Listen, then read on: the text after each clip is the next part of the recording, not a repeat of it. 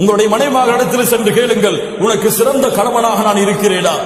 அவர்கள் ஆம் என்று பதில் சொன்னால் உங்களுடைய வாழ்க்கை உண்மையான வழியில் சென்று கொண்டிருக்கிறது. இல்லை என்று பதில் சொன்னால் நீங்கள் சிறந்தவர்களாக இந்த பூமியிலும் மறுமையிலும் மாற முடியாது. தொழுகையாளியாக, நோன்பாளியாக, ஜக்காத்தை கொடுப்பவர்களாக, ஹஜ்ஜை நிறைவேற்றியவர்களாக இருந்தாலும் இந்த உலகத்திலே சிறந்தவன் தன் மனைவியிடத்திலே சிறந்தவன். இந்த உலகத்திலே சிறந்த பெண் தன்னுடைய கணவனின் பொருத்தத்தை பெற்று வாழக்கூடிய பெண். அல்லாஹ்வுடைய தூதர் ஸல்லல்லாஹு அலைஹி வஸல்லம் அதனால் தான் சொன்னார்கள், எந்த ஒரு பெண் கணவனின் பொருத்தம் இல்லாமல் மரணமாகிறாளோ அந்த பெண் சொர்க்கம் செல்ல மாட்டாள்.